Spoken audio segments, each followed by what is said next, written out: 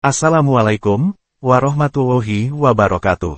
Bismillahirrohmanirrohim. Alhamdulillahirrobil alamin. Wassalatu wassalamu ala asyrofil anbiya'i wal mursalin, wa ala alihi wa sahbihi ajmain, amma ba'du. Video kali ini mengambil judul, Mengapa berani itu penting dalam Islam? Macam-macam keberanian yang harus diketahui. Dalam pandangan Islam mukmin itu hanya ada dua, yaitu mukimin kuat dan mukmin lemah. Ini berlaku untuk semua laki-laki maupun perempuan. Dan adalah Allah lebih mencintai orang mukmin yang kuat daripada yang lemah. Maka berbahagialah orang-orang beriman yang kuat. Tetapi tunggu dulu, yang dimaksud kuat di sini bukanlah kuat jasmani.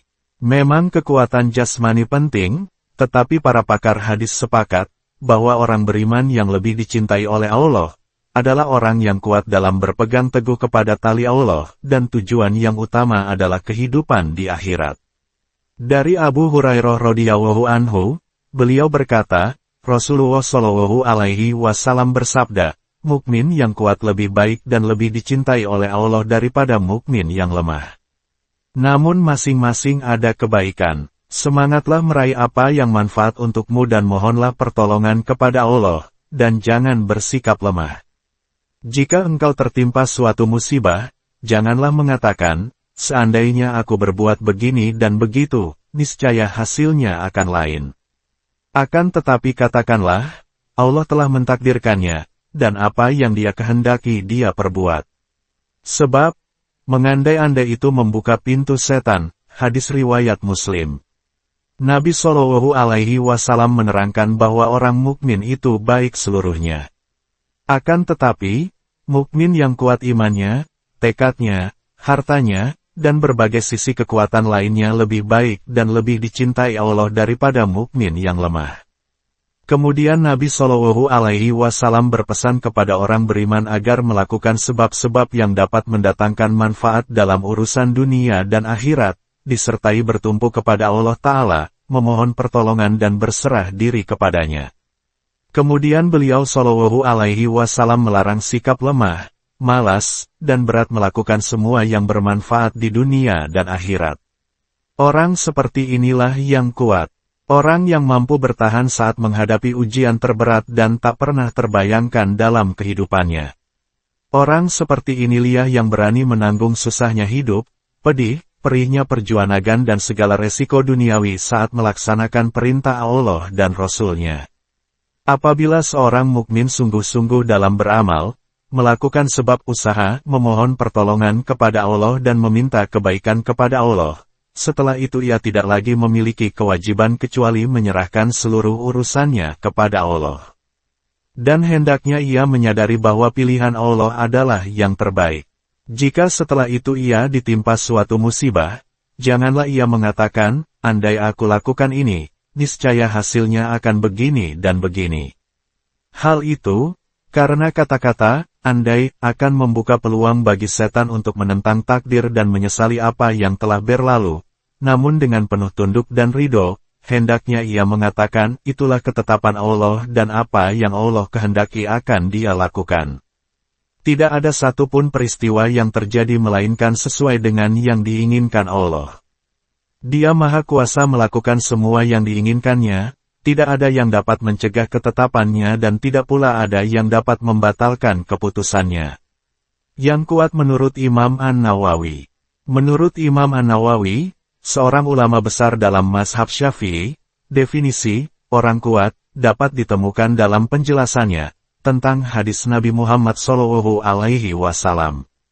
Hadis tersebut berbunyi, bukanlah orang kuat itu yang pandai bergulat, tetapi orang kuat adalah yang mampu mengendalikan dirinya ketika marah. Hadis riwayat Al-Bukhari dan Muslim. Dalam syarahnya, Imam An-Nawawi menjelaskan bahwa kekuatan sejati bukanlah diukur dari kemampuan fisik seseorang, seperti keterampilan dalam bergulat atau bertarung. Sebaliknya, kekuatan yang sejati adalah kemampuan seseorang untuk mengendalikan emosinya, terutama ketika ia sedang marah. Imam An-Nawawi menekankan pentingnya pengendalian diri, sabar, dan mampu menahan amarah sebagai ciri dari kekuatan yang sejati. Ini yang mencerminkan ajaran Islam, yang mendorong umatnya untuk memiliki akhlak yang baik, salah satunya adalah dengan menjaga dan mengendalikan emosi negatif. Imam An-Nawawi saat mensyarah, seorang mukmin yang kuat itu lebih baik dan lebih dicintai oleh Allah daripada seorang mukmin yang lemah. Imam An-Nawawi juga mengatakan, yang dimaksud dengan kekuatan di sini adalah keteguhan jiwa dan tertautnya hati pada urusan akhirat. Maka seseorang yang memiliki sifat yang demikian, akan menjadi orang yang paling berani menghadapi musibah di medan jihad. Paling cepat menyahut seruan jihad, dan segera berangkat ke medan laga. Orang dengan sifat seperti ini, juga akan tegar, dan sehat saat beramar makruf nahi mungkar, rela menanggung kesulitan di jalan Allah, senantiasa bersemangat untuk menunaikan sholat, siam, zikir dan berbagai bentuk ibadah lainnya. Ia akan menjadi orang yang paling rajin, dan benar-benar menjaga semuanya. Sayyid Qutb menyatakan, bahwa tidak mungkin, seorang muslim akan memiliki keberanian berjihad manakala ia sendiri, belum menceburkan diri dalam jihad akbar, yakni melawan setan di dalam dirinya sendiri, dengan menepis hawa nafsu, dan syahwatnya, ketamakan, dan ambisi-ambisinya, kepentingan-kepentingan pribadi, keluarga, dan golongannya. Berikut contoh keberanian, berlandaskan kebenaran, yang dilakukan dengan penuh pertimbangan, dan perhitungan demi, mengharapkan ridho dari Allah Subhanahu wa Ta'ala. 1. Berani berkeyakinan. Aneh jika ada seorang muslim tidak berani alias takut berkeyakinan. Padahal keyakinan seseorang, tidak dapat diketahui oleh orang lain. Tidak ada orang yang bisa memaksa orang lain, dalam berkeyakinan, paling-paling yang bisa dilakukan adalah, mempengaruhi itu saja. Keberanian dalam berkeyakinan, meyakini kebenaran Islam, dan semua yang diajarkan oleh Rasulullah, ini tidak bisa ditawar, dan tidak ada rukhsah atau keringanan. Kalaupun dibilang ada, itu sekedar tampak luarnya saja. Sahabat Nabi Muhammad SAW, Ammar bin Yasir, memang mengalami siksaan berat dari kaum Quraisy, karena keimanannya kepada Islam. Dalam salah satu peristiwa, Ammar bin Yasir dipaksa untuk mengucapkan kata-kata kufur, sebagai bentuk penghinaan terhadap Islam, dan Rasulullah. Karena tekanan dan siksaan yang sangat berat, Ammar akhirnya mengucapkan kata-kata tersebut, demi menyelamatkan dirinya. Meskipun begitu, hatinya tetap teguh dalam keimanan. Setelah peristiwa itu, Ammar merasa sangat menyesal, dan segera menemui Nabi Muhammad SAW, untuk meminta maaf, dan klarifikasi mengenai tindakannya. Rasulullah SAW, memahami situasi yang dialami Ammar dan menenangkannya, menunjukkan belas kasihan, dan pengertian. Kemudian turunlah ayat Al-Quran dalam surah An-Nahl ayat 106, yang artinya, barang siapa kafir kepada Allah, setelah dia beriman, dia mendapat kemurkaan Allah kecuali orang yang dipaksa kafir, padahal hatinya tetap tenang dalam beriman, dia tidak berdosa tetapi orang yang melapangkan dadanya untuk kekafiran, maka kemurkaan Allah menimpanya dan mereka akan mendapat azab yang besar. Ayat ini menjadi bukti bahwa dalam kondisi terpaksa, selama hati seseorang tetap beriman dan tidak benar-benar mengingkari Allah, maka tindakan tersebut dapat dimaklumi. Hal ini menunjukkan kebijaksanaan, dan keringanan dalam Islam, terhadap situasi-situasi yang penuh tekanan dan paksaan. Allah Subhanahu wa Ta'ala menerangkan, tentang buruknya keadaan orang yang kafir kepada Allah setelah beriman. Seakan-akan mereka adalah orang yang buta, setelah melihat, dan kembali kepada kesesatan, setelah mendapat petunjuk. Dan boleh baginya mengucapkan kata-kata kufur ketika dipaksa. Fikih yang dapat diambil dari ayat ini, adalah bahwa ucapan orang yang dipaksa tidaklah dipandang, dan tidak membuat hukum syar'i, baik dalam urusan talak, memerdekakan, jual beli dan akad lainnya. Hal ini, karena apabila seseorang tidak berdosa, mengucapkan kata-kata kufur ketika dipaksa, maka urusan lain, tentu lebih berhak tidak mendapatkan dosa. Dalam Islam, keberanian dalam berkeyakinan adalah sikap yang sangat dihargai, dan merupakan bagian integral dari iman seorang muslim. Keberanian ini dapat diwujudkan dalam beberapa cara, termasuk keteguhan dalam memegang prinsip agama, menyuarakan kebenaran, serta berkomitmen pada ajaran-ajaran Islam, meskipun menghadapi tantangan atau tekanan. Berikut adalah beberapa aspek keberanian dalam berkeyakinan dalam Islam. 1.1. Keteguhan dalam memegang prinsip. Muslim yang beriman harus berpegang teguh pada keyakinan, dan prinsip-prinsip Islam, bahkan ketika dihadapkan dengan situasi yang sulit, atau godaan untuk menyimpang. Ini mencakup ketaatan pada perintah Allah dan menjauhi larangannya, meskipun mungkin ada konsekuensi sosial, ekonomi, atau politik. Contoh dari Al-Quran, Nabi Ibrahim alaihissalam, yang berani menentang penyembahan berhala yang dilakukan oleh kaumnya, termasuk ayahnya sendiri, dan tetap teguh dalam keyakinannya kepada Allah Subhanahu wa Ta'ala. Quran Surat Al-An'am ayat 74. 1.2. Menegakkan kebenaran. Islam mengajarkan pentingnya menegakkan kebenaran dan keadilan, bahkan jika itu berarti berbicara atau bertindak melawan mayoritas atau melawan arus. Muslim didorong untuk menyuarakan kebenaran dan melawan ketidakadilan, bahkan jika itu tidak populer atau berisiko. Hadis dari Nabi Muhammad SAW. Jihad yang paling utama adalah mengatakan yang benar di hadapan penguasa yang zalim. Hadis riwayat Abu Dawud dan Tirmidzi. 1.3. Kesabaran dan keberanian menghadapi ujian. Dalam kehidupan, seorang muslim mungkin menghadapi berbagai ujian dan cobaan yang menguji iman mereka. Keberanian dalam berkeyakinan berarti tetap sabar dan tegar, tidak putus asa, serta tetap yakin bahwa Allah bersama mereka yang sabar. Ayat Al-Quran, dan sungguh akan kami berikan cobaan kepadamu, dengan sedikit ketakutan, kelaparan, kekurangan harta, jiwa dan buah-buahan. Dan berikanlah berita gembira kepada orang-orang yang sabar. Quran Surat Al-Baqarah ayat 155. 1.4. Berani menghadapi tekanan sosial. Dalam masyarakat, seringkali ada tekanan untuk mengikuti norma, atau kebiasaan yang tidak sesuai dengan ajaran Islam. Keberanian dalam berkeyakinan berarti, berani menolak praktik-praktik yang bertentangan dengan agama, meskipun ini mungkin menyebabkan konflik atau disalahpahami oleh orang lain.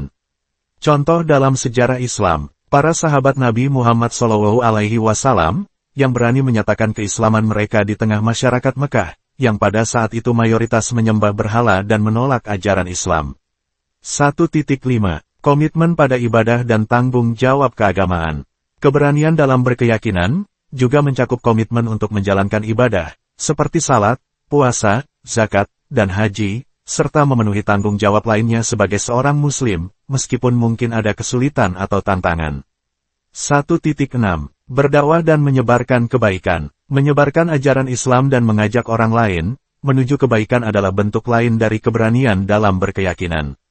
Ini termasuk berdakwah dengan cara yang hikmah, mengajak kepada yang ma'ruf, dan mencegah dari yang mungkar.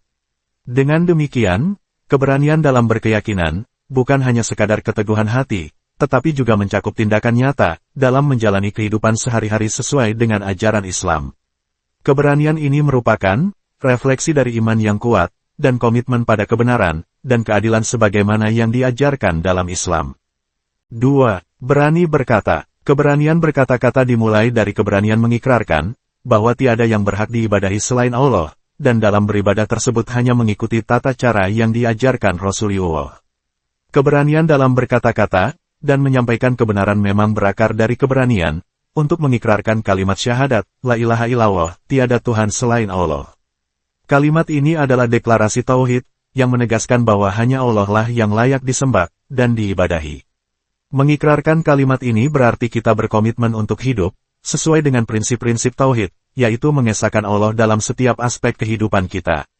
Ini termasuk keberanian untuk berbicara kebenaran, menegakkan keadilan, dan melawan segala bentuk kemungkaran, meskipun hal itu mungkin sulit atau tidak populer.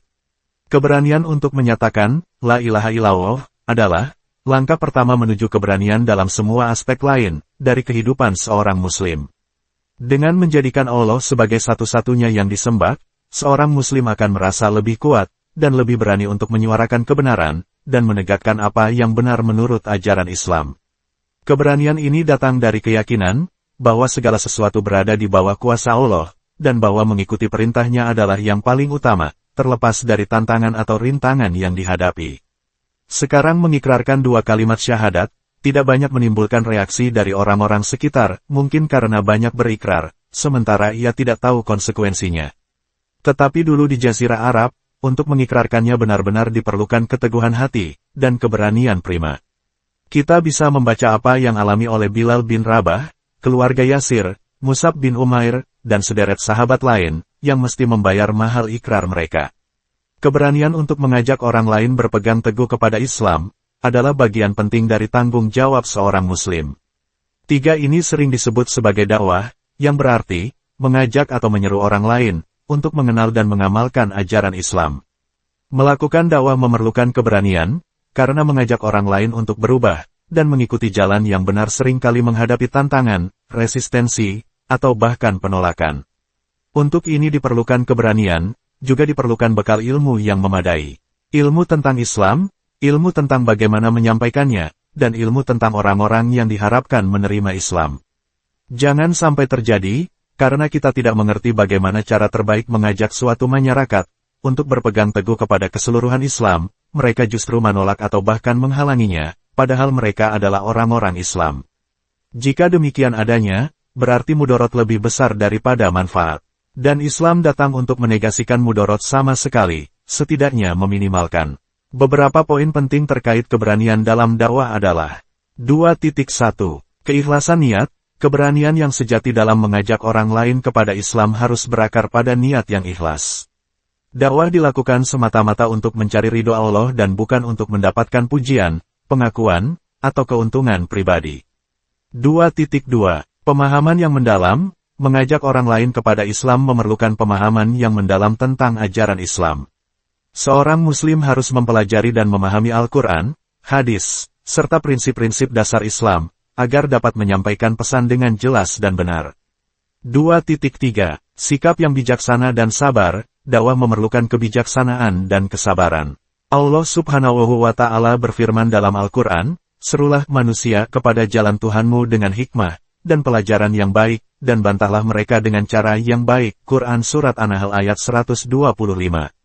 Ini menunjukkan bahwa pendekatan yang lembut dan bijaksana akan lebih efektif daripada cara yang keras atau memaksa. 2.4. Contoh yang baik. Keberanian dalam dakwah tidak hanya melalui kata-kata, tetapi juga melalui tindakan. Menjadi teladan yang baik dalam perilaku sehari-hari, adalah cara yang sangat kuat untuk mengajak orang lain kepada Islam. Ketika orang melihat keindahan akhlak seorang Muslim, mereka lebih mungkin tertarik untuk mempelajari Islam lebih lanjut. 2.5. Menghadapi tantangan dengan tawakal. Dalam dakwah, mungkin ada tantangan dan rintangan.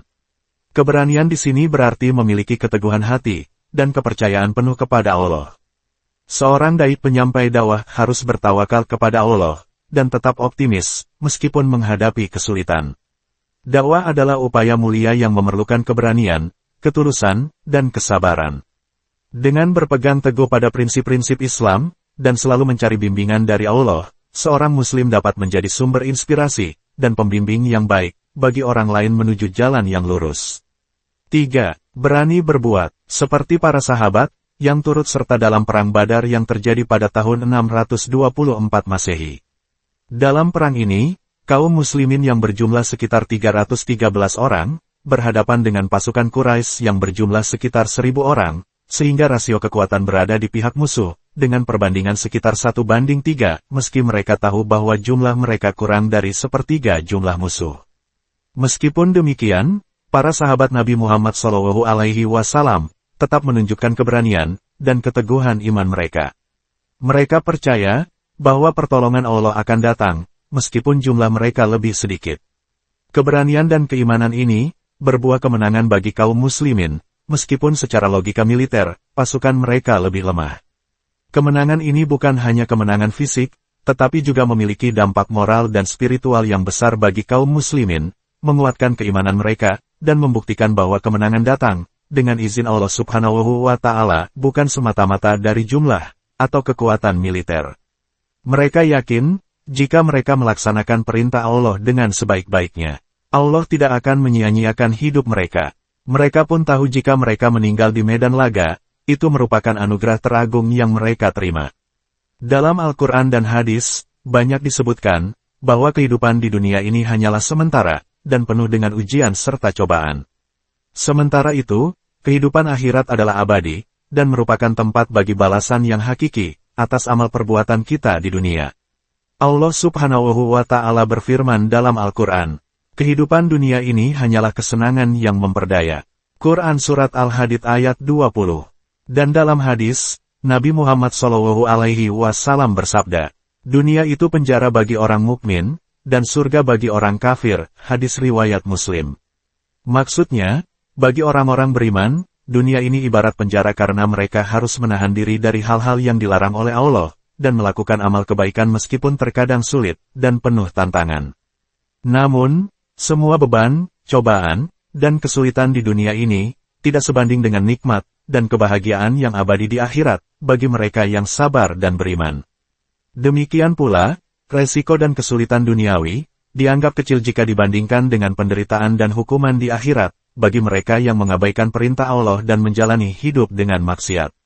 Oleh karena itu, fokus utama seorang muslim, seharusnya adalah mempersiapkan diri untuk akhirat, dengan melakukan amal soleh dan menjaga diri dari perbuatan dosa. Semoga Allah menjadikan orang mukmin yang kuat dan berani, bukan orang mukmin yang lemah dan pengecut. Amin. Wallahu a'lam. Wassalamualaikum warahmatullahi wabarakatuh.